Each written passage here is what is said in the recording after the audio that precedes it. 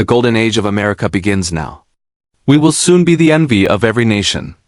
Let me put it simply. America will come first. No empire lasts forever. Just look at the Dutch, the British, and even the Romans. They all eventually fell, and it seems we're witnessing another empire on the brink. For nearly a century, the American empire has enjoyed unparalleled dominance. Despite only representing 4% of the global population, America accounts for 20% of global income and almost 40% of the world's military spending. But recently, things have begun to change and fast. By 2028, China is set to surpass the US as the world's largest economy. For decades, China has positioned itself at the center of a new global order, waiting for its moment to strike. Since 2010, China has invested over $1 trillion into developing countries, building strategic alliances for the future. Meanwhile, America's world order is looking more fragile than ever. Government debt has surged, with interest repayments now consuming a sixth of the national budget. The very foundation of globalization is being undone right before our eyes. Trust in America, which took generations to build, is eroding due to tariffs, erratic policies, and a growing sense that the rules no longer apply.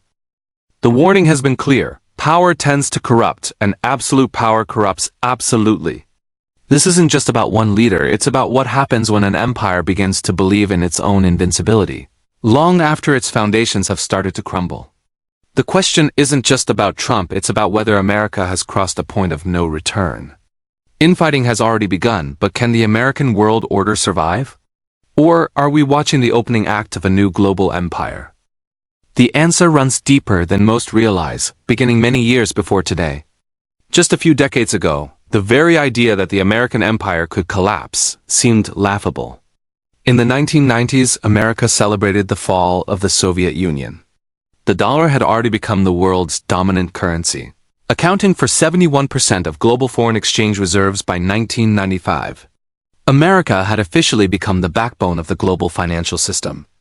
Capitalism and democracy, the very pillars of American society, were spreading across the globe, with former enemies of capitalism, Russia, Poland, and Vietnam changing their ways. America had never been stronger. But as the US basked in its post-Cold War glory across the Pacific, an unlikely nation was quietly setting the stage for an economic miracle. By the 1990s, China had embarked on a journey that would eventually reshape the global order. The Chinese economy grew by over 9% per year, lifting millions out of poverty. But far from worrying Washington elites, they saw this as a success. A communist nation embracing market systems? That was a win. When China joined the World Trade Organization in 2000, it wasn't just a trade deal, it was a turning point for the country's future. The fact that China remained a one-party state was dismissed as a temporary blip. Surely, democracy would follow as the country developed. To many Americans, China's success story was proof that capitalism had triumphed. But as the years passed, China wasn't just adapting to the world order, it was quietly and steadily transforming its position in the world. China's rise isn't just about numbers, it's a strategy years in the making. From 1990 to 2020, Chinese manufacturing output grew over 50 times, making China the world's factory. Meanwhile, American consumers were eager to accommodate. 97% of laptops and 78% of smartphones bought in the US were made in China. China produced more than just electronics. 80% of US sporting goods and 83% of toys came from China. America had unknowingly become reliant on China. For the average American consumer, this wasn't necessarily a bad thing. They had access to cheaper products than ever before. But this reliance came with hidden costs. While the US embraced cheap goods, they were digging themselves into a financial hole. By 2020, US consumer debt had nearly tripled to over $5 trillion, and more Americans than ever were living paycheck to paycheck. This wasn't just a financial issue, it's a symptom of an empire in decline. History tells us that empires rise and fall, often following a familiar pattern. They begin with rapid economic growth, rising exports, and a booming middle class. But as they expand, empires often become reliant on foreign goods and services. Eventually, overspending and debt take their toll. The US is now following this familiar path. By the 2020s, the country found itself $36 trillion in debt, with projections estimating it could reach $54 trillion by 2034. This kind of debt doesn't just harm the economy, it weakens the empire's foundations. But while America faces this crisis, China has been taking a different approach. While the US has borrowed to consume, China has saved to invest. With its savings, China has been building the infrastructure and industries of the future, from high-speed rail to green energy.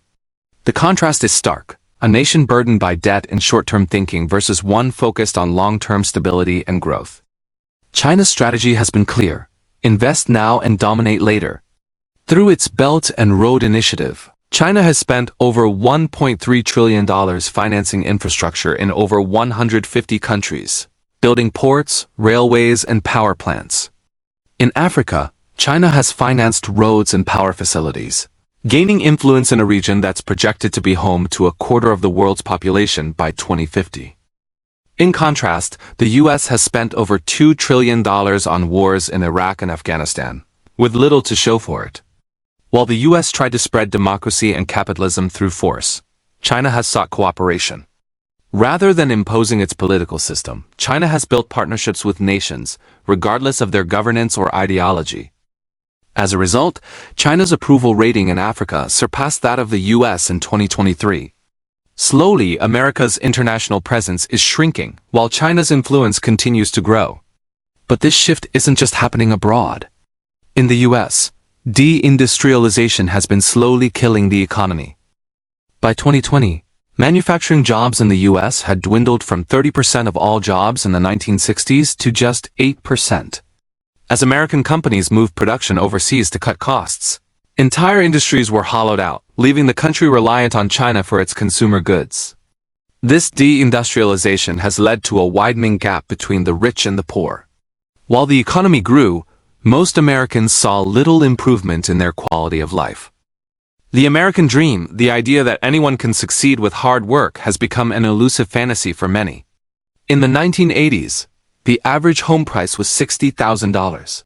Today, that same home costs over $400,000. While the top 1% continue to amass wealth, the middle and lower classes have stagnated. In 2024, Trump promised to restore America's golden age, advocating for tariffs on imports to bring manufacturing back. The plan seemed simple enough: force businesses to relocate production to the US and generate the revenue needed to address the national debt. But it backfired. A dramatic shift in US trade policies sent investors into a panic, destabilizing the bond market and worsening the country's fiscal crisis. What went wrong? The global economic system that the US helped create is built on free trade and globalization. When America reversed course, imposing tariffs and isolation, it sent a clear signal: the empire was in decline. This wasn't a strategy, it was a warning. So where does the American world order stand today?